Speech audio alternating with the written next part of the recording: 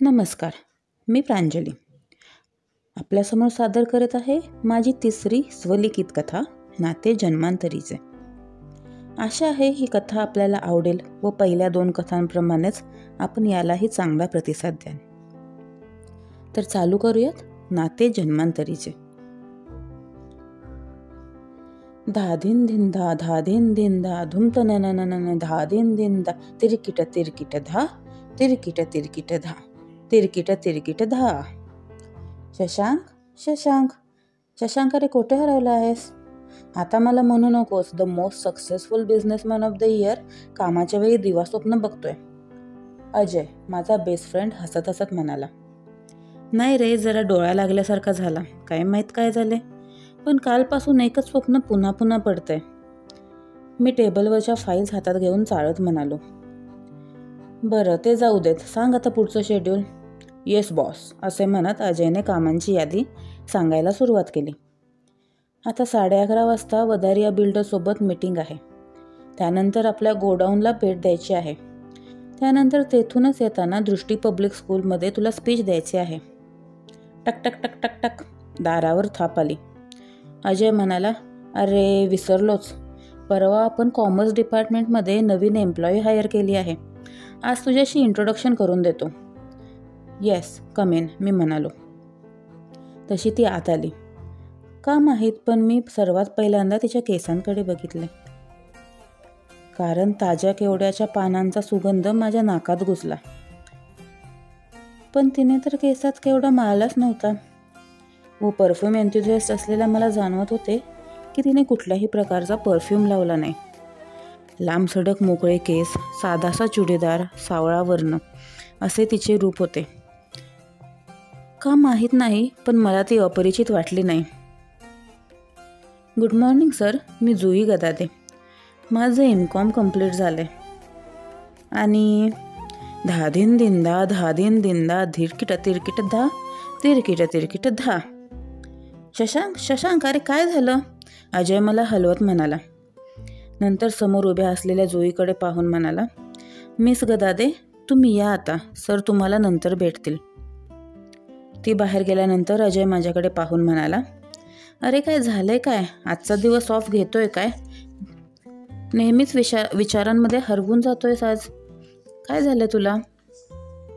तसा मी सावरून म्हणालो, नाही, एक पॅरासिटेमॉल दे, 10 मिनिटांनी कामाला लागू. आता बरं वाटतंय मला, मी म्हणालो. उगीच नाही आमचा दोस्त बेस्ट बिझनेसमॅन अंडर 30 झाला. माझ्याकडे कौतुकाने पाहत अजय म्हणाला. बरं चल, आता मिस्टर वदारिया मीटिंगसाठी येतील. खूप प्रॉफिटेबल डील असणार आहे ही. बघ, विचार कर. तुमची मीटिंग होईपर्यंत मी जरा कॅन्टीनमध्ये चहा घेतो, अजय म्हणाला. तू थांबणार नाहीस मीटिंगला? मी अजयला विचारले. नाही, माझा तुमच्या कार्यक्षमतेवर पूर्ण विश्वास आहे मिस्टर शशांक खेडकर. आम्ही काय लहान सहान इंटर्न्स येस बॉस करायचे, मिश्किलपणे हसत अजय म्हणाला. मिस्टर अजय राजाध्यक्ष, मी तुम्हाला नेहमीच बरोबरीचा दर्जा दिला आहे, तरीही तुमच्या मनात असा विषाद यावा? सांगा, काय कमी राहिली आमच्या बंधुप्रेमात? मी सुद्धा नाट्यमयरित्या उत्तरलो. 2 सेकंद गप्प राहून अजय आणि मी जोरजोरात हसू लागलो. नंतर केबिन बाहेर पडता पडता अजय उत्तरला, बघ रे बघ, फक्त ही वदारियाची डील हातातून जाऊ देऊ नकोस. शेवटी निर्णय तुझाच. चला, मे आय गो बॉस? डोळे मिसकवत अजय निघून गेला. अजय आणि मी लहानपणापासूनचे लंगोटी यार. माझ्या घरची परिस्थिती गरीब असून सुद्धा अजयच्या आईवडिलांनी माझी हुशारी बघून मला नेहमीच मदत केली. वह्या पुस्तके इतकेच नव्हे, तर नंतर कॉलेजला असताना 1-2दा हॉस्टेलची फीजही त्यांनीच भरली. त्यांच्या उपकारांची जाणीव ठेवूनच मी इंजिनिअरिंगमध्ये वायडीसची रांग लागलेल्या अजयला नोकरीसाठी ठेवले होते. अजय तसा पहिल्यापासूनच खुशाल चेंडू, पण माझ्यावर मात्र भावासारखे प्रेम करतो. दिवसभराची कामे आवरून रात्री घरी आलो. जेवता जेवता आईने पुन्हा एकदा लग्नाचा विषय काढला. नेहमीप्रमाणे मी सुद्धा वैतागून ठरलेले उत्तर देत होतो, आत्ताच नाही. पण का कोणास ठाऊक, आज नाकात केवड्याचा सुगंध पुन्हा दळवळला व डोळ्यांसमोर एक अस्पष्टशी स्त्री प्रतिमा आली. माझे मन जुई गदादेला त्या अस्पष्ट चेहऱ्यावर ठेवू लागले, पण दुसऱ्याच सेकंदाला अंगावरून किडा झटकावा तसा तो विचार मी झटकला. धुमताना धुमताना धिनिग्धा धुमताना धिनिग्धा. एक अतिशय कमनीय बांध्याची स्त्री, पाठमोरी असलेली, पारंपरिक साडी नेसलेली आणि केसात केवड्याची पाने घातलेली, अतिशय तालबद्धरित्या नृत्य करत होती. अंधारात असल्यामुळे तिचा चेहरा दिसत नसला तरी ती लावण्यवती आहे याचा अंदाज कोणीही करू शकेल. ती अशा प्रकारे नृत्य करत होती जसे की नृत्य हाच तिचा श्वास आहे आणि नृत्य हाच तिचा प्राण आहे. काळ, वेळ, जागा यांचे भान विसरून ती गिरक्या घेतच होती. शशी, अरे शशी उठ, किती वाजले पहा. आईच्या हाकेने मी जागा झालो. घड्याळात पाहिले तर चक्क सकाळचे 7:45 वाजले होते. अरे बापरे, किती वेळ झोपलो मी. मग काय तर, तो अजय केव्हाचा खाली येऊन उभारलाय, आई म्हणाली. मी पटापट आवरून खाली गेलो. अजय नाश्ता करत होता. आईकडे बघून तो म्हणाला, मग काय काकू, आपला वक्तशीर सीओ आज कसा काय उशिरा उठला. मग किसके ख्वाब देख रहे शशांक साहेब, भुवया उडवत तो म्हणाला. ते काय नाही काकू, लवकर याचे लग्न करून टाका, वय निघून चालले हो मुलाचे, अजय हसत हसत म्हणाला. तो हातातला टोस्ट ठेव खाली आणि चल लवकर, मीटिंग्स आहेत आज इंटरनॅशनल क्लायंटसोबत. आई येतो ग, म्हणत मी अजयला जवळजवळ खेचत घराबाहेर पाडले. बरं, त्या वधारिया बिल्डर्सचं काय झालं शशांक, अजयने विचारले. अरे जरा विचार करतोय त्या डीलवर, गाडीत बसता बसता मी म्हणालो. चांगली डील आहे, हातातून जाऊ देऊ नकोस. त्यांनी स्वतःहून आपल्यासोबत बिझनेस करण्यात इंटरेस्ट दाखवला आहे. वधारिया बिल्डर्स म्हणजे मोठे प्रस्थ, या क्षेत्रात त्यांचा मोठा दबदबा आहे. तसंच माझ्या समोर परत एकदा दिवास्वप्न उभे राहिले. धिंतना धिंतना धिंतना धुमताना ना ना ना ना ना ना. कानात परत बोल वाजू लागले. नाकात केवड्याचा सुगंध भरू लागला. अजयच्या बोलण्याकडे माझे लक्ष नव्हते. गाडीच्या खिडकीतून बाहेर नजर टाकली तर ती दिसली, जुई. माझ्या तोंडातून आपसुकच शब्द बाहेर पडले. बस स्टॉपवर उन्हाच्या झळा झेलत ती उभी होती. कपाळावर बारीक घर्मबिंदू साचले होते, तरीही ती गोंडस दिसत होती. ड्रायव्हर, गाडी थांबव, मी माझ्याही नकळत म्हणून गेलो. अजयनेही तेव्हा खिडकीबाहेर बघितले व म्हणाला, अच्छा, म्हणून आमच्या बोलण्याकडे साहेबांचे लक्ष नाही का. सही आहे म्हणून तो हसू लागला. मी ड्रायव्हर काकांना खून केली. त्यांनी जुईला गाडीत बसण्याची विनंती केली. तिने एक क्षण माझ्याकडे पाहिले. फक्त एक क्षण आमची नजरानजर झाली. मात्र त्या क्षणभरात आनंद, दुःख, भीती, वेदना, तटस्थता हे सर्व भाव तिच्या डोळ्यातून झरझर गेले. तिने गाडीत बसण्यास नकार दिला. ती लाजत असेल असं समजून मी स्वतः तिला गाडीत बसण्यास सांगितले, तर तिने माझ्याकडे पाहायचेही टाळले. मग मात्र आम्ही तिच्या इच्छेचा आदर करून तेथून निघून गेलो. ऑफिसमध्ये गेल्यानंतर नेहमीची कामे आटपली. माझे पर्सनल असिस्टंट मिस्टर देशपांडे यांना बोलवण्यासाठी बेल वाजवली. त्यांना काही इम्पॉर्टंट फाईल्स द्यायच्या होत्या. पण अचानक समोर आली ती जुई. मिस जुई, तुम्ही येते कशा काय, हे शब्द मनातच विरले व दृश्यपटलासमोर एक वेगळेच चित्र उभे राहिले. एका अतिशय मोठ्या स्टेजवर उंची वस्त्र घातलेली एक अतिशय सुंदर स्त्री पाठमोरी उभी होती. तिने तिच्या केसात केवड्याची पाने माळली होती. अतिशय तालबद्धरित्या ती नृत्य करत होती. नृत्य संपताना तिने शेवटची गिरकी घेतली तसे आजूबाजूचे बघणारे जल्लोष करू लागले. ज्याच्या तुझ्या तोंडात एकच नाव होते, शांतिप्रिया, शांतिप्रिया, शांतिप्रिया. एवढा वेळ बिनधास्तपणे नृत्य करणारी शांतिप्रिया आता मात्र शालीनतेचा पुतळा झाली होती. डोक्यावर पूर्णपणे साडीचा पदर घेऊन ती उच्चासनावर बसलेल्या एका पुरुषाकडे गेली. तेथे तिने त्याला लवून कुर्निसात केला. त्यावेळी तो उंची कपड्यातील राजबिंडा पुरुष उठला व अतिशय गंभीर खर्जातल्या आवाजात म्हणाला, श्रीवर्धन राज्याचे महाराज या नात्याने मी महाराज अधिपती नृत्य विशारदा शांतिप्रिया यांचे आपल्या राज्यात स्वागत करतो. आत्तापर्यंत आपल्या सौंदर्याच्या व नृत्यकलेच्या फक्त वार्ताच कानावरती आल्या. आज मात्र स्वतःच्या नेत्रांनी या दोन गोष्टी बघितल्यानंतर डोळ्यांचे पारणे पिटले. त्यावर उत्तर देत अतिशय मंजूळ आवाजात शांतिप्रिया उत्तरली, महाराज अधिपतींचा विजय असो. या पामराला आपल्या दरबारी नृत्यसेवा सादर करण्याची संधी दिल्याबद्दल धन्यवाद. आपण नेहमीच या सेविकेला मदत करत आला आहात. तरीही आज प्रथमच महाराजांना व त्यांच्या आदरातिथ्याला पाहण्याचे भाग्य मिळाले.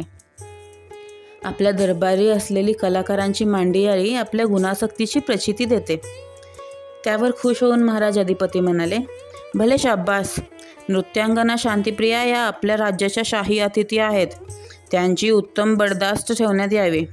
एवढे म्हणून महाराज निघून गेले व महाराज अधिपतींचा विजय असो असे सर्व प्रजाजन उद्गारू लागले. सर सर सर, मी भानावर आलो.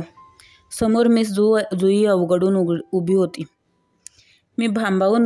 ती भांबावून माझ्याकडे पाहत होती. त्याही स्थितीत तिला बघून माझ्या हृदयात बारीकशी कळ आली. पण लगेच भानावर येत मी म्हणालो, मिस जुई, तुम्ही येते? मी तर मिस्टर देशपांडेंना बोलवलं होतं ना. पण सर ती काही म्हणत असतानाच अजय आत आला व म्हणाला, Shashank sir, meet your new personal assistant miss Jui. अरे पण या तर कॉमर्स डिपार्टमेंटमध्ये होत्या ना. हो होत्या अजय उत्तरला. पण आता त्यांचे प्रमोशन झाले आहे. Now she is your personal assistant. अरे अजय, पण ठीक आहे. म्हणून मी त्या फाईल्स जुईला दिल्या व ती बाहेर गेल्यानंतर अजयकडे प्रश्नार्थक नजरेने पाहिले. तेव्हा अजय हसत हसत म्हणाला, या कंपनीच्या सीईओचा बेस्ट फ्रेंड या नात्याने मी हा निर्णय घेतला आहे आणि हा निर्णय बदलण्याची परवानगी खुद्द सीईओंना सुद्धा नाही. कारण कालपासून मिस्टर अजय राजाध्यक्ष म्हणजे खुद्द मी यांच्या लक्षात आले आहे की कंपनीचे सीईओ शशांक हे जुई यांच्यावर लट्टू झाले आहेत. त्यामुळे मित्र या नात्याने अजय इज प्लेइंग क्युपिड. चूप रे, तुझी बकवास बंद कर. दिस इज नॉट राईट. मी अजयवर ओरडलो. पण मनोमन मीही सुखावलो होतो. तो केवढ्यासा हवासा सुगंध कोणाला नको होता. अरे पण तिला काय वाटेल, मी चिंतित होऊन म्हणालो. तिला काय वाटणार? मस्त टॉल डार्क हँडसम सीईओ आहेस तू. तिची तर लॉटरी लागणार. तसं नसतं रे ते, मी म्हणालो. ठीक आहे, सध्या तरी तिला PA राहू देत, पण तिच्यावर कसलाही प्रेशर नको. तिच्या कलाने गोष्टी होतील, राईट? मी अजयला सांगत होतो व एक प्रकारे स्वतःलाही ठणकावत होतो. मात्र पुढचे काही दिवस जुई मात्र कमालीची अलिप्त वागू लागली. माझी कामे सर्व चोख करायची. कोठेही तक्रारीला वाव नव्हता. पण अवांतर एक शब्दही बोलायची नाही. मी काही बोलू लागलो तर एकतर खाली बघायची किंवा काही कारण काढून तेथून निघून जायची. माझी अवस्था मात्र अतिशय वेगळी होती. दिवसा जुईच्या आसपास येणाऱ्या केवड्याच्या सुगंधाने व रात्री पूर्ण वेळ पडणाऱ्या शांतिप्रियाच्या स्वप्नांमुळे. ही स्वप्ने इतकी स्पष्ट होती जशी एखादी जुनी आठवण. आठवण? काय असेल हे गूढ? जुईच तर शांतिप्रिया नसेल. म्हणूनच जुईबद्दल एक अनामिक ओढ आहे मला. आणि तो केवड्याच्या पानांचा वास. केवड्याची पाने तर शांतिप्रियाच्या केसात नेहमीच असतात आणि जुईभोवतीही तो वास नेहमी दळवळत असतो. म्हणजे जुईच तर शांतिप्रिया नाही? दुसऱ्या दिवशी मी हा विचार अजयला बोलून दाखवला. तेव्हा पुढची 15 मिनिटे तो खो हसत राहिला. पण नंतर मात्र त्याने मला सांगितले, हे बघ, जुई चांगली मुलगी आहे तर वेळ नको घालवूस. स्वप्नांमधून बाहेर ये आणि तिला विचारून टाक. काय मग, आजच विचारतोस ना की काही स्पेशल रोमॅन्टिक प्लॅन करायचे? अजयने उत्साहाने विचारले. अरे तुझं तर काहीतरीच असता. कामांचा ढीग पडलाय. आठवतंय ना वधारिया बिल्डर्सची आतून माहिती काढण्यास सांगितली होती ते? त्या प्रायव्हेट डिटेक्टिव्हसोबत आज मीटिंग आहे. नंतर त्यांनी दिलेल्या फाईल्सचा अभ्यास करायचा आहे मला वेळ नाही, मी म्हणालो. त्यावर अजय म्हणाला, तू आणि तुझे डील्स फेल्स. आयुष्यात जरा दुसऱ्या गोष्टींकडे लक्ष दे बाबा. काय त्या वधारिया बिल्डरचा एवढा किस पाडतोस? त्यापेक्षा जरा जुईकडे लक्ष दे, डोळे बारीक करून अजय म्हणत होता आणि मी त्याला केबिनच्या बाहेर हाकलून लावला. प्रायव्हेट इन्व्हेस्टिगेटरसोबतची मीटिंग बराच वेळ चालली. त्यांनी वधारिया बिल्डर्सच्या कामातील अनेक उणिवा व इमॉरल गोष्टी पुढे आणल्या होत्या. त्यांच्यासोबत काम करणे फायनान्शियली चांगले असले तरी कंपनीच्या नैतिक पॉलिसीत बसत नव्हते. सर्वजण गेल्यावर मी एकटाच फाईल्स वाचत बसलो होतो. रात्रीचे 8 वाजले. आता घरी जायला हवे म्हणून मी उठलो. केबिनच्या बाहेर पडलो तर काय, मिस जुई तिच्या टेबलवर अजून बसून काम करत होती. बाकी सर्व ऑफिस रिकामे झाले होते. मी तिला विचारताच ती एकदम अवघडली. पूर्णपणे मान खाली घातली तिने. तेव्हा ते तुमच्या उद्याच्या अपॉइंटमेंट्स आणि शेड्यूल प्लॅन करत होते आणि तुम्ही दिलेल्या 3 फाईल्सही ऑडिट केल्या, ती म्हणाली. अगं, पण त्यासाठी एवढ्या वेळ थांबायची काय गरज होती? उद्या करायचं ना फाईल्सचं काम. असो, चल मी तुला ड्रॉप करतो. नाही नको, जाईन माझी मी, असे म्हणून ती निघून जाऊ लागली. तेवढ्यात तिचा फोन वाजला. हॅलो असे ती म्हणाली व दुसऱ्या क्षणी बाबा अशी जोरात किंचाळली. तिच्या डोळ्यातून पाणी वाहत होते. हातपाय थरथरत होते. बाबा सिरियस आहेत एवढी ती स्वतःशीच पुटपुटली. मी काहीही न बोलता तिचा हात पकडला व तिला गाडीपाशी घेऊन आलो. गाडीत बसल्यानंतर तिने पटकन GPS-मध्ये तिच्या घराचा पत्ता टाकला. पुढच्या 20 ते 25 मिनिटात आम्ही तिच्या घरी पोहोचलो. तिने गाडीत बसूनच ॲम्ब्युलन्सला फोन केला होता. आम्ही घरी पोहोचताच दुसऱ्या क्षणी ॲम्ब्युलन्सही तेथे पोहोचली होती. ॲम्ब्युलन्स तिच्या बेशुद्ध झालेल्या बाबांना घेऊन निघाली. आम्ही मागोमाग तिच्या आईला व शाळकरी वयाच्या लहान बहिणीला व जेमतेम 5 वर्षाच्या भावाला गाडीत बसवून ॲम्ब्युलन्सच्या मागे मागे हॉस्पिटलमध्ये पोहोचलो. हॉस्पिटलमध्ये गेल्यानंतर डॉक्टर शर्मा बाहेर आले. He needs immediate dialysis, his kidneys are shutting down, त्यांनी जुईला व तिच्या आईला केबिनमध्ये बोलवून सांगितले. डॉक्टर पुढे म्हणाले, वर्षानुवर्ष डायबेटीसचे मेडिकेशन्स न घेण्याचा हा परिणाम आहे. का बरं एवढे दुर्लक्ष झाले? असे म्हणतात जुई व तिच्या आईने मान खाली घातली. तिची आई म्हणाली, काय करायचे डॉक्टर, पैशाचे सोंग आणता येत नाही. साधे मिल कामगार आमचे हे, पण लेकरांना शिकवायचे म्हणून नेहमी स्वतःकडे दुर्लक्ष केले. पोटाला चिमटा काढून पोरांचं शिक्षण चालू आहे. ही मोठी जुई आत्ता कुठं नोकरीला लागली, तोपर्यंत काय होऊन बसलंय, असे म्हणत त्यांनी डोळ्याला पदर लावला. Anyways, we'll have to keep him on dialysis at least twice a week. And when we'll get donor, we'll have to perform kidney transplant. Doctor म्हणाले. पर डायलिसिस अराउंड 20,000 खर्च येईल आणि किडनी ट्रान्सप्लांटसाठी अंदाजे 15 ते 17 लाख. बाहेर आल्यानंतर हॉस्पिटलची रिसेप्शनिस्ट म्हणाली, मिस्टर गदादे यांचे डायलिसिसचे 20,000 आणि ICU कन्सल्टेशनचे 15,000 भरा, असे रिसेप्शनिस्टने सांगितले. जुई आणि तिची आई हताश होऊन एकमेकींकडे बघू लागल्या. Don't worry, I will take care of it, असे म्हणून मी 35,000 भरून टाकले.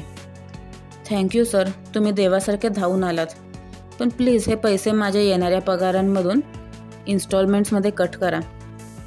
डोंट वरी, असे म्हणून मी तिच्या खांद्यावर हात ठेवला. तोच केवड्याचा सुगंध सगळीकडे पसरला. माझे दिवा स्वप्न परत एकदा चालू झाले. माझ्या नजरेसमोर एक महाल अवतरित झाला. अतिशय सुसज्ज अशा शयनगृहात शांतिप्रिया आपला विस्तीर्ण केशसंभार सावरत एका दर्पणासमोर बसली होती. बाईसाहेब, या उंची आभूषणाने तर तुम्ही एखाद्या राजाची राणी शोभताय, अगदी परिपूर्ण, शांतिप्रियाची दासी हेमा कौतुकाने म्हणाली. नाही, परिपूर्ण नाही, ती केवड्याची पाने केसात माळायची विसरलीस हेमा, दर्पणातच बघत शांतिप्रिया म्हणाली. तुम्ही आणि तुमची ती केवड्याची पाने, काय आहे एवढं त्यात, हेमा म्हणाली. खास आहेत ती, असे म्हणून शांतिप्रियाने एक केवड्याचे सुगंधी पान अलगदपणे आपल्या काळ्याभोर केसात माळले, जसे काही श्रीकृष्णाने वैजयंती माळ धारण करावी. राजाधिराज अधिपती यांचे आगमन होत आहे हो, बाहेर उभ्या असलेल्या सैनिकाने वर्दी दिली. महाराज आणि येथे, असे पुटपुटत शांतिप्रिया आणि हेमा सावरून बसल्या. डोक्यावरून पूर्ण पदर घेऊन शांतिप्रिया बाहेरच्या कक्षात गेली आणि म्हणाली, महाराज येथे येणे गेले? हो, आपण आम्हास भेटण्याची परवानगी मागितल्याचे कळाले. आपणास कष्ट देण्यापेक्षा आम्हीच तुमच्याकडे येण्याचे ठरवले, असे म्हणून अधिपती शांतिप्रियाच्या जवळ सरकला. तशी ती 2 पावले मागे सरकली व म्हणाली, क्षमा असावी महाराज, पण तुमची भेट मागायचे कारण होते की आपण आता आम्हास प्रस्थानाची परवानगी द्यावी. बरेच दिवस आम्ही आपला पाहुणचार घेतला. तसे अधिपती म्हणाला, पण आम्ही तर तृप्त नाही झालो ना.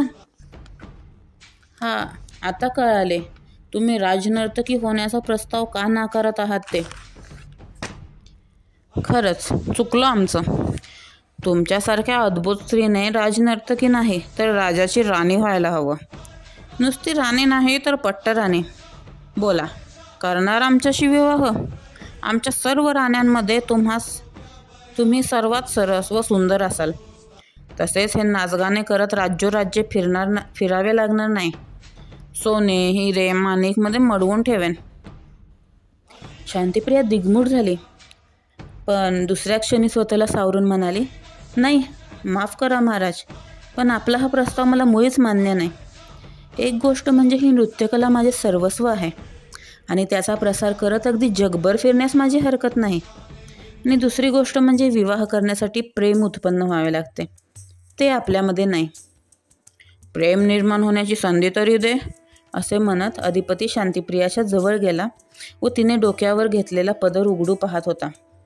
पण तेवढ्यात पाठीमागून आवाज आला, बाईसाहेब, जेवण तयार आहे. कोण आहे तिकडे, म्हणत अधिपतीने दरवाजाकडे पाहिले तर तेथे एक अनोळखी युवक तसेच त्यांच्यासोबत त्यांचे राजआचारी आणि त्यांचा छोटा राजकुमार वृषसेनही होता. पिताश्री, या नवीन बल्लवाचार्याने खूप नवीन पदार्थ बनवले आहेत. चला भोजनास, तो आपल्या वडिलांना म्हणाला. युवराजांना तेथे पाहून अधिपती जाण्यास निघाला, पण जाता जाता शांतीप्रियेकडे पाहून म्हणाला, आमच्या प्रस्तावाचा सकारात्मकरित्या विचार केल्यास आम्हास आनंद होईल. शशांक, अरे शशांक, केव्हाचा हाक मारतोय मी, कोठे हरवलास? अजयचा आवाज आला. मी भानावर आलो. मी हॉस्पिटलमध्ये होतो. जुई आणि तिची आई तेथेच बसल्या होत्या. माहीत नाही किती वेळ गेला होता. अजय कधी आला तेही सुद्धा मला कळले नव्हते. मी काहीही न बोलता अजयसोबत घरी आलो.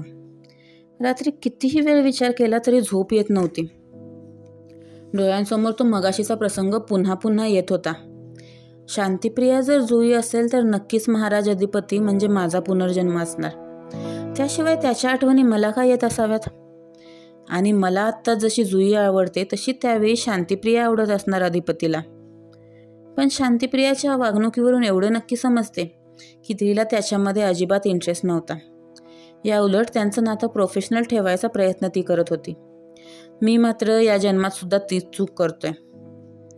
आता काही राजेशाहीचा जमाना नाही.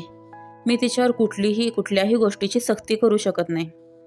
बहुधा अधिपतीने मागच्या जन्मात तीच चूक केली होती. ती सुधारण्याची संधी मला या जन्मात मिळाली आहे. म्हणूनच जुईसुद्धा माझ्या आयुष्यात पुन्हा आली आहे. आणि त्यासोबतच पुनर्जन्माच्या आठवणी, गतजन्माच्या आठवणी. शेवटी पुनर्जन्मसुद्धा आत्म्याची उत्क्रांती घडवतो, नाही का? मागच्या जन्मात अधिपतीला शांतीप्रिया हवी होती, पण ती सक्तीने. पण या जन्मात शशांक जुईवर निरपेक्ष प्रेम करेल. कुठलीही अपेक्षा न करता मनाशी काहीतरी ठरवून मी शांत झोपलो. दुसऱ्या दिवशी तयार होऊन ऑफिसमध्ये गेलो तेव्हा अजय केबिनमध्येच बसला होता. काही फाईल्स तो चाळत होता. माझ्याकडे पाहत तो म्हणाला, अरे शशांक, त्या वदारिया बिल्डर्सने तुझ्या इथिक्स संबंधी काही अटी मान्य केल्या आहेत.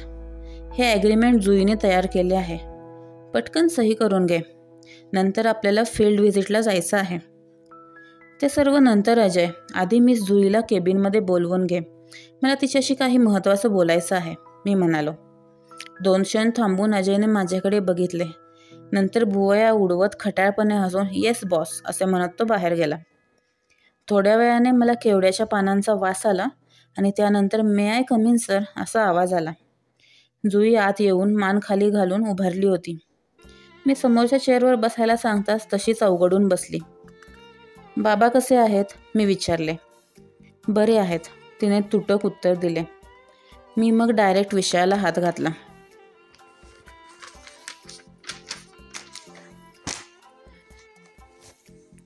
तुला डान्स येतो? हा अनपेक्षित प्रश्न ऐकून तिने चमकून माझ्याकडे पाहिले. मग नंतर म्हणाली, हो थोडा थोडा. म्हणजे प्रोफेशनल शिक्षण घेतले नाही, पण कॉलेज गॅदरिंग्समध्ये वगैरे बऱ्यापैकी केलं आहे. जुई पहिल्यांदाच सलग माझ्याशी पूर्ण वाक्य बोलली. म्हणजे माझ्यापेक्षा तर नक्कीच जास्त, मी वातावरण हलके फुलके करण्यासाठी हसत म्हणालो. नंतर मात्र मूळ मुद्द्याला हात घालत मी म्हणालो, हे बघ जुई, मला माहीत आहे तुझ्या बाबांच्या उपचाराला व इतर औषधोपचारांना भरपूर खर्च येणार आहे. कंपनी पॉलिसीतून जो एम्प्लॉय बेनिफिट मिळतो तो तर मी तुला देईनच, पण त्याच्यावरही बऱ्याच रकमेची गरज तुला आहे. तर आत्ता मी तुझ्या बाबांच्या ऑपरेशनचा खर्च करेन. पण सर, माझे बोलणे अर्धवट तोडत ती म्हणाली, तुम्ही ऑलरेडी माझ्यासाठी खूप केलं आहे. त्यात मला जॉईन होऊन 2 महिनेसुद्धा झाले नाहीत. तुमची अशी मदत घेणं मला ऑड वाटतं. स्वतःशीच हसत मी म्हणालो, तू हे म्हणणार मला माहीतच होतं, पण मी हे तुझ्यावर उपकार म्हणून करणार नाही. मी आता जे 20 लाख देणार ते तू परत करायचेस. त्यावर, हो सर, नक्की, मी ओव्हरटाईम करेन, ती म्हणाली. ओव्हरटाईम करून पैसे फिटायला बरीच वर्षे जातील जुई. म्हणूनच मी तुला विचारलं होतं की तुला डान्स येतो का. तुला माहीत नसला तरीही मी सांगतो, थोडीशी रिफाईनमेंट मिळाल्यानंतर तू उत्तम नृत्य करशील. तर माझा असा प्लॅन आहे की थोडे दिवस प्रॅक्टिस करून आपण तुझे डान्स शो कॉर्पोरेट ऑफिसमध्ये ठेवू. माझ्या बऱ्याच ओळखी आहेत. आता बरेच HR डिपार्टमेंट्स असे एक्स्ट्रा करिक्युलर ॲक्टिव्हिटीज अरेंज करत असतात. And this people have crazy money. 2-3 हजारला एक तिकीट सहज विकेल. अगदी 2-3 महिन्यात तू माझे पैसे फेडू शकशील. बोल, आहेस का तयार, मी विचारले. असे केले तर तुझा स्वाभिमानही जोपासला जाईल व माझे पैसेही मला परत मिळतील. त्यावर जुई उत्तरली, पण सर, मला बघायला कोण उत्सुक असणार. मी तर खूप बेसिक डान्सर आहे. येणार, खूप लोक येणार. जस्ट ट्रस्ट मी ऑन दिस, मी शांतिप्रियाच्या मनमोहक नृत्य हालचाली आठवत म्हणालो. ठीक आहे सर, जुई उत्तरली. चलो फिर, मी चेक हॉस्पिटलमध्ये पाठवून देतो. तुझ्या बाबांच्या ऑपरेशनची तयारी करायला सांग. ये आता तू. गडबडीत जुई उठली व तिच्या हातून माझ्या कॉफीचा मग लवंडला. सॉरी म्हणत तिने टेबल साफ केला व खराब झालेली कागदे घेऊन निघून गेली. पुढच्या 2-3 आठवड्यातच जुईच्या बाबांचे ऑपरेशन झाले. जुईचे काकाच डोनर म्हणून मिळाले. जुईसुद्धा आता रेग्युलर ऑफिसला येत होती. मी सुद्धा ऑफिसच्या कामात व्यस्त झालो होतो. आज ऑफिसमध्ये आल्या आल्या अजयने विचारले, अरे शशांक, त्या वदारिया बिल्डरच्या पेपर्सवर साईन केल्यास ना. विसरलो, मी म्हणालो. त्या दिवशी जुईकडून त्या पेपर्सवर कॉफी सांडली होती. त्यानंतर बाबांच्या ऑपरेशनसाठी जुईने सुट्टी घेतल्यामुळे ते पेपर्स परत बनवले नव्हते. मात्र आता लक्षात येतात मी जुईला केबिनमध्ये बोलवले व ते पेपर्स पुन्हा बनवण्यास सांगितले. ती हो म्हणाली, पण बाहेर गेली नाही. अजून काही विचारायचे आहे का म्हटल्यावर तिने डान्स शोचा विषय काढला. ओह, आय ऑलमोस्ट फॉरगॉट, असे म्हणून मी शहरातल्या 1 नंबर कोरिओग्राफरचा फोन नंबर काढला व जुईला घेऊन त्यांच्याकडे भेटायला गेलो. का माहीत नाही, पण मला या गोष्टीत उत्सुकता वाटत होती. जुईला नृत्याचे धडे घेताना पाहून माझ्या डोळ्यांसमोर शांतिप्रिया उभी राहत असे.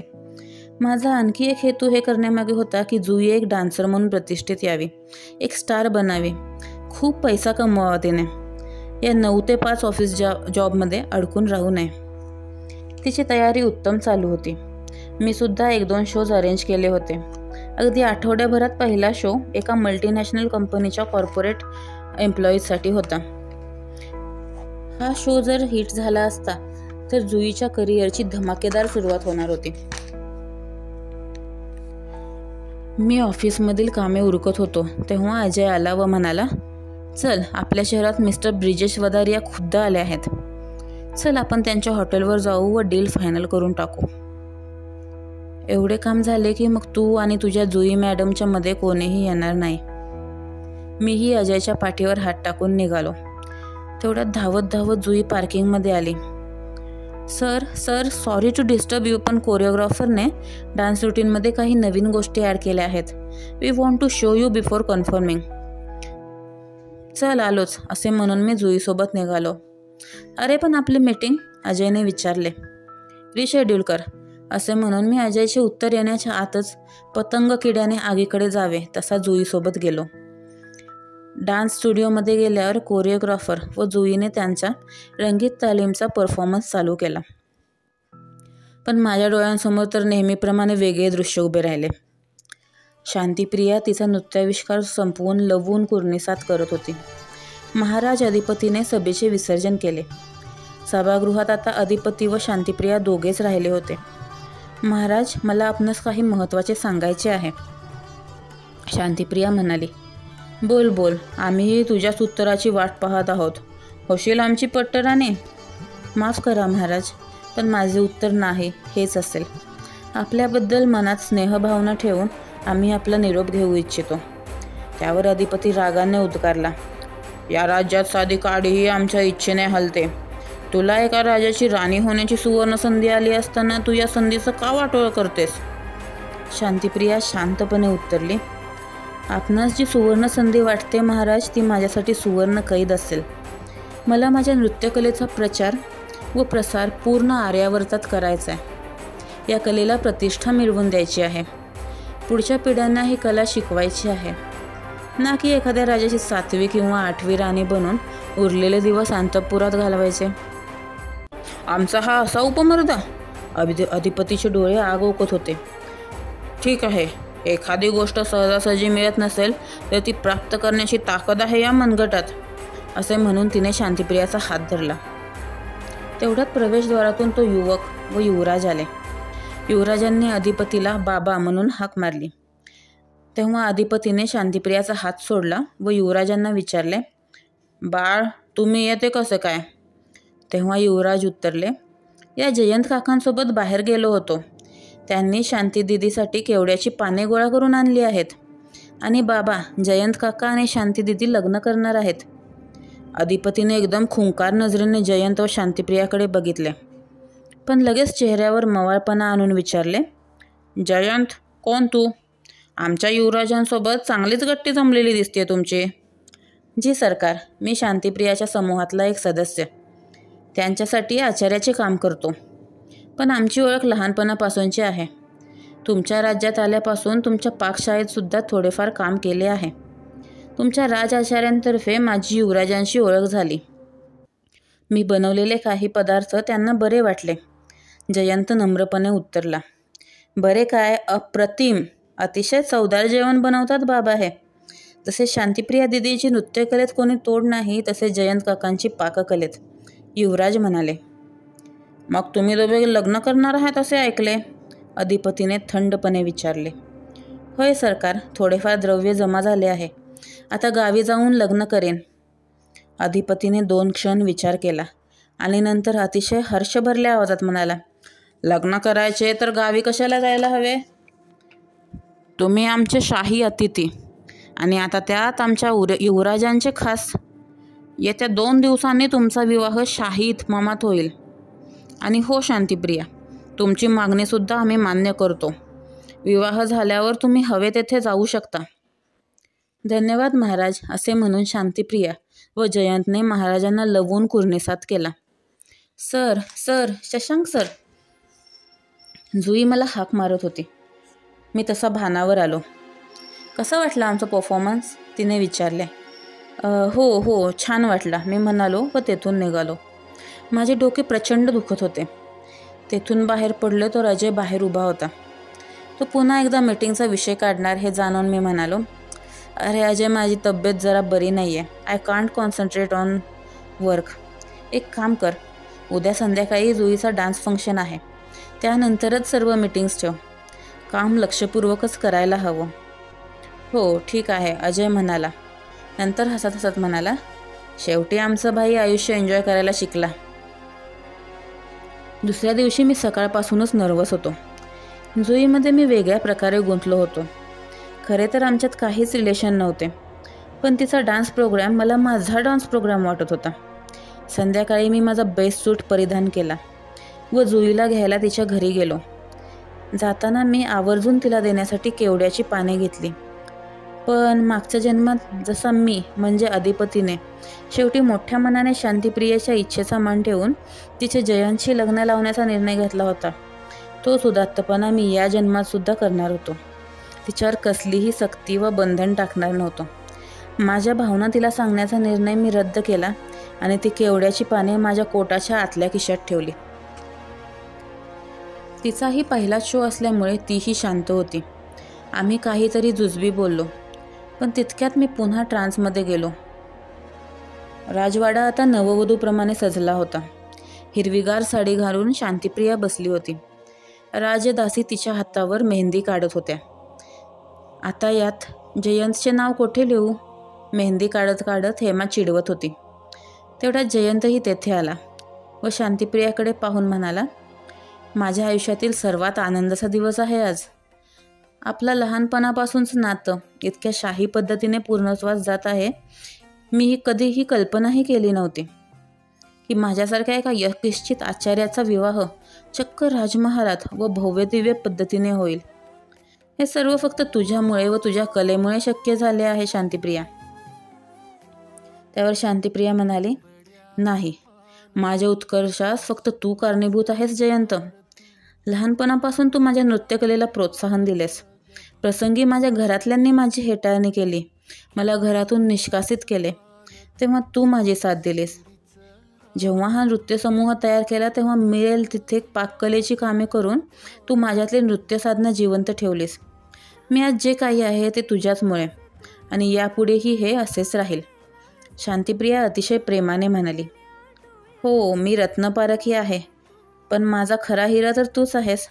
ओठांवर हसू आणि डोळ्यात आसू घेऊन जयंत म्हणाला, चला तुम्हा दोघांना जरा एकांत देते, जरा बाहेर जाऊन येते मी, असे म्हणत हेमा तेथून बाहेर गेली. Good evening sir, good evening ma'am, असे आवाज कानावर पडले. मी भानावर आलो. पाहिले तर आम्ही इव्हेंट व्हेन्यूला पोचलो होतो. लोकांची बरीच गर्दी होती. माझे बरेच बिझनेसमॅन फ्रेंड्स तेथे होते. गाडीतून बाहेर पडताच कॅमेरा पर्सनची गर्दी झाली. त्यांनी मारलेल्या फ्लॅशमुळे डोळ्यांसमोर किंचित अंधारी येत होती. तेवढ्यात येथे काही टीनेजर्ससुद्धा माझ्यासोबत सेल्फी घेत होते व ऑटोग्राफ मागत होते. अरे, मी कोणी फिल्म स्टार नाही आहे, मी तर साधा बिझनेसमॅन. ऑटोग्राफ साईन करत करत मी म्हणालो, आमच्यासाठी तू कुठल्या सेलिब्रिटीपेक्षा कमी नाहीस. गर्दीतून एक ओळखीचा आवाज आला. आवाजाच्या दिशेने बघितले तर अजयचा हसरा चेहरा दिसला. अरे अजय, कोठे गायब होतास? ते सोडा सर, पटकन ऑटोग्राफ द्या sir, please sir, please sir. अजयसुद्धा इतर मुलांसारखी ॲक्टिंग करत होता. मी हसून त्याला ऑटोग्राफ दिला. त्याने पटकन कागद खिशात टाकून माझ्यासोबत सेल्फीही घेतला. तेवढ्यात मिस्टर बजाजने मला हाक मारली. त्यांच्याशी मी वार्तालाप करू लागलो. थोड्या वेळाने इव्हेंटचे होस्ट माझ्याकडे आले. सर, जुई मॅम रेडी झाल्यात का? आपण डान्स प्रोग्राम चालू करू. हो, मी आलोच तिला घेऊन, मी म्हणालो. पण मलाही ती बराच वेळ दिसली नव्हती. मी मेकअप रूमकडे जात जात तिला कॉल केला तर तोही तिने रिसीव्ह केला नाही. आता मी सुद्धा पॅनिक झालो होतो. प्रत्येक रूममध्ये तिचा शोध घेत होतो, पण ती कोठेच नव्हती. अचानक माझ्या फोनची रिंग वाजली. बघितले तर जुईचा व्हिडिओ कॉल होता. कॉल रिसीव्ह करताच मला माझी ऑफिसची केबिन दिसली. जुईने व्हिडिओ कॉलचा ऑडिओ म्यूट केला होता. दुसरं दृश्य दिसत होती, पण आवाज स्पष्ट येत होते. नाही, मी तुला शशांक सरांना फसवू देणार नाही. कागदपत्रांवरची सही त्यांच्याकडून अजाणतेपणे घेतली आहेस. मी हे पाप घडू देणार नाही. जुईचा घाबरलेला आवाज होता. त्यानंतर मात्र जे ऐकू आले त्यापेक्षा कोणी माझ्या कानात उकळते तेल ओतले असते तर बरे झाले असते. दुसरा आवाज अजयचा होता. चल हट मूर्ख मुली, आमच्या प्लॅनमध्ये सामील व्हायचं सोडून हा बिनकामाचा प्रामाणिकपणा सुचतोय तुला. ते काय नाही, आता मी आणि वधारिया बिल्डर्स या कंपनीचे मालक होणार. त्या मूर्ख शशांकने ऑटोग्राफ देता देता ओरिजिनल डॉक्युमेंटवर सही केली. आणि तू कशी सांगणार तुझ्या शशांक सरांना? तुला तर मी या ऑफिसमधूनच बाहेर पडू देणार नाही. उद्या पेपरला हेडलाईन येईल, कर्जबाजारीपणाला कंटाळून युवतीची कार्यालयातच आत्महत्या. कसे वाटतंय? मी क्षणाचाही विलंब न लावता फोन घेऊन धावू लागलो. पार्टीमध्ये पोलीस कमिशनरही आले होते. त्यांच्याकडे जाऊ लागलो, पण धावता धावता अचानक कशाला तरी अडकवलो व खाली पडलो. माझ्या डोक्याला मार लागला होता. भोवळ येत होती. माझ्या भोवती लोकांची गर्दी जमत होती आणि मी डोळे मिटले. शांतिप्रिया आणि जयंत वार्तालाप करत बसले होते. तेवढ्यात थोड्या वेळापूर्वी बाहेर गेलेली हेमा धावत आली. आत येताच ती म्हणाली, बाईसाहेब, घात झाला, घात.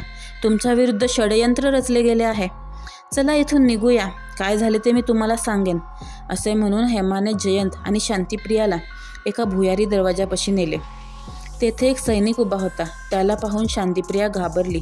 तेव्हा हेमा म्हणाली, घाबरू नका, हे महादजी यांची आणि माझी चांगली ओळख आहे. यांनीच मला महाराज अधिपतींच्या गटाची माहिती दिली. तुम्ही असलेल्या महालाच्या भागाला आग लावण्याची त्यांची योजना आहे. त्यासाठी त्यांनी अनेक ज्वलनशील पदार्थसुद्धा आणून ठेवले आहेत. कुठल्याही क्षणी तेथे आग लागेल आणि आपण सर्व भस्मसात झालो असतो. पण या महादजींनी खूप उपकार केले. घाबरू नका, माझ्या पाठीमागे चला, असे म्हणून महादजीने त्यांना भुयारातून नेले. भुयारातून बाहेर पडताच त्यांनी बघितले तर ते महालापासून बरेच लांब एका जंगलात होते. मोकळा श्वास घेऊन ते काही बोलणार तेवढ्यात पाठीमागे महालाच्या तेथे मोठा स्फोट ऐकू आला आणि अग्नीच्या ज्वालांनी आसमंताला वेढले. ते विदारक दृश्य पाहून शांतिप्रिया महादूला म्हणाली, धन्यवाद, तुम्ही अमूल्य माहिती देऊन आमचा जीव वाचवला. अमूल्य माहिती तर तो देणारच होता, कारण आम्ही त्याला ती द्यायला सांगितली होती, असे म्हणून छद्मी हसत अधिपती झाडीतून बाहेर आला. कसा काय वाटला माझा खेळ? तो हे बोलत असतानाच झाडीतून 3-4 सशस्त्र सैनिक बाहेर आले आणि त्यांनी सर्वांना घेरले आणि पकडले. मारून टाका या सर्वांना. खरं तर हे मी त्या दिवशीच केले असते, पण आमच्या युवराजांसमोर आणि प्रजेसमोर खुनी बनायचे नव्हते आम्हाला, म्हणून हा लग्नाचा आणि आगीचा घाट घातला. सैनिकांनो, या दोघांना हाल करून मारून टाका, पण शांतिप्रियाला मात्र माझ्याकडे द्या. पट्टराणी नाही, पण दासी म्हणून आता तुला माझ्या अंधार कोठडीत ठेवीन. तू जिवंत असल्याचे कोणाला माहीत नसल्याने माझ्याशिवाय दुसरे कोणीच तुला भेटायला येणार नाही. काय, आवडेल ना माझी कैदी बनून राहायला? असे म्हणून अधिपतीने शांतिप्रियाचा हात पकडला. तेवढ्यात जयंतने कोलांटी उडी मारून चपळाईने एका सैनिकाची तलवार हाती घेतली आणि चपकन अधिपतीच्या मनगटावर वार केला. अधिपतीचा हात मनगटापासून निसटला. तसे 2 सैनिक अधिपतीकडे धावले व 2 जण जयंतवर वार करायला. पण जयंतने चपळाईने हालचाल करत त्यांचे वार थोपवले व शांतिप्रिया व हेमाला धरून राजाच्या घोड्याकडे धावू लागला. तेवढ्यात एका सैनिकाने त्याची कट्यार फेकली व ती हेमाच्या पाठीत घुसली व ती गतप्राण झाली. तसेच धावत जाऊन जयंत व शांतिप्रिया अश्वारूढ झाले व जंगलाच्या आत जाऊ लागले. राजाचे 2 सैनिक त्यांच्या पाठीमागे लागले. राहिलेला एक सैनिक राजाने स्वतःजवळ थांबायला व एक अधिक कुमक मागवण्यासाठी शहराकडे पाठवला. जयंत व शांतिप्रिया बराच वेळ घोड्यावर सवार होते. त्यांचा पाठलाग करणारे सैनिकही पाठीमागून बाण मारत होते, पण आता त्यांच्यातले अंतर वाढले होते. तेवढ्यात सप असा आवाज आला आणि जयंतच्या हातात बाण घुसला. त्यांचा घोडा आता दमला होता व ते 2 सैनिकही जवळजवळ येत होते. जयंत शांतिप्रियाला म्हणाला, येथून 2 कोसांवर शेजारच्या राज्याची सीमा आहे. तू धावत जा, तेथले गस्तीवरचे सैनिक तुला मदत करतील. मला लागलेला बाण विषारी आहे, माझ्याकडे जास्त वेळ नाही. राहिलेल्या वेळात मी त्यांचा पाठलाग थांबवतो, तू मात्र धावत राहा, अजिबात थांबू नकोस. असे म्हणून काही बोलायच्या आत त्याने शांतिप्रियाला घोड्यावरून उतरवले. एक क्षणभर त्याच्या डोळ्यात पाणी तरळले व म्हणाला, नृत्य करत राहा आणि केवढा माळायचे विसरू नकोस. असे म्हणून त्याने अश्रू भरल्या नयनाने घोड्याला टाच दिली व शांतिप्रियाच्या विरुद्ध दिशेला निघून गेल्या. माझ्या डोळ्यातही पाणी आले, पण मी मात्र जीवाच्या आकांताने पळत राहिले. जयंतने माझ्यासाठी स्वतःचा जीव उधार ठेवलाय हे पाहून जयंतने त्यांना बोलवले होते. ते त्याचा पाठलाग करत होते. मी मात्र विरुद्ध दिशेने पुढे सीमेनजीक येत होते. बराच वेळ धावल्यानंतर शेजारच्या राज्याचे 2 सैनिक दिसले. त्यांनीही मला पाहिले आणि मी अतिश्रमाने भोवळ येऊन पडले. उठा उठा Shashank sir, are you okay? कानावर आवाज येत होते. नृत्य नृत्य, मला नृत्य करायचे आहे, जयंतने सांगितले. मी जोर लावून उठले व माझ्या कपड्यांमध्ये केवड्याची पाने होती ती माझ्या डोक्यात मारली. समोर एक मंच होता, त्यावर गेले. सर्वजण माझ्या दिशेने बघून शशांक सर म्हणून हाक मारत होते, पण मला त्याची पर्वा नव्हती. मला नृत्य करायचे होते. माझ्या जयंतची ती इच्छा होती. मी मंचावर जाऊन गिरकी घेतली. अतिशय आवेगाने मी अदा सादर केल्या. माझ्या प्रियतमाच्या मृत्यूचे दुःख माझ्या प्रत्येक हालचालीतून दिसत होते. मला कशाचेही बाण नव्हते. मी नाचतच होते. बराच वेळ नाचता नाचता गिरक्या घेत मी पडले. थोड्या वेळाने मला जाग आली, तेव्हा मी हॉस्पिटलमध्ये होते. समोर जयंत होता. जयंत, तू? जयंत नाही, जुई सर. आता कसे वाटते? डोके अजूनही भांबावलेले होते. अजूनही मी विचारत होतो जयंत, तू बरा आहेस ना? मी जुईच्या गालाला हात लावला. रियालिटीजची सरभिसळ होत होती. काहीही समजत नव्हते. आणि अधिपती, तो नाही येणार? त्यावर जुई म्हणाली, सर, तुम्हाला अजय म्हणायचंय का? नाही, तो नाही येणार. तो आणि वधारिया दोघेही जेलमध्ये आहेत. काहीही न कळाल्याने मी परत झोपी गेलो. काही दिवसांनी मी म्हणजे शशांक खेडकर ठणठणीत बरा झालो. अधिपती म्हणजे मी नसून अजय होता. अगदी या जन्मातही तो माझ्यावर जळत होता व वधारिया बिल्डर्सच्या मदतीने माझी कंपनी त्याच्या घशात घालू पाहत होता. अगदी जुईलाही त्याने म्हणूनच हायर केले व प्रमोशन दिले होते ती मला डिस्ट्रॅक्ट करेल व त्याचा प्लॅन सक्सेसफुल होईल. पण जुईने व योगायोगाने जयंतच्या पुनर्जन्माने या जन्मातही माझे नेहमी रक्षण केले. जसे की सुरुवातीला त्या कागदपत्रांवर कॉफी सांडणं किंवा माझी वधारियासोबतची मीटिंग कॅन्सल करणं. तिला अजयचा प्लॅन कळाला होता. म्हणूनच इव्हेंटच्या दिवशी त्याने माझा ओरिजिनल कागदपत्रांवरती ऑटोग्राफच्या नावाखाली सही घेतल्यानंतर ती त्याचा पाठलाग करत ऑफिसमध्ये पोहोचली व मला व्हिडिओ कॉल केला. ती गोष्ट तिच्या जीवावर बेतली असती, पण माझा व्हिडिओ कॉल बघून कमिशनर साहेबांनी क्विक ॲक्शन घेतली व तिचा जीव वाचवला होता. व अशा प्रकारे जुई म्हणजे जयंतमुळेच शशांक म्हणजे शांतिप्रिया पुन्हा एकदा वाचली होती. आणि सर्वात महत्त्वाचे म्हणजे मी इव्हेंटच्या दिवशी केलेला डान्स व्हायरल होऊन जुईचे कर्ज तेव्हाच फिटले होते. या सर्व गोष्टी माझ्या मनातच ठेवून उद्यापासून नवी सुरुवात करायची असा मी निर्णय घेतला. तेवढ्यात व्हॉट्सअपवर मेसेज आला, from Jui Gadade, coffee date tomorrow. समाप्त. ही कथा पूर्णपणे ऐकल्याबद्दल धन्यवाद. जर आपल्याला ही कथा आवडली असेल तर आपला बहुमूल्य अभिप्राय नक्की मला द्या. Thank you.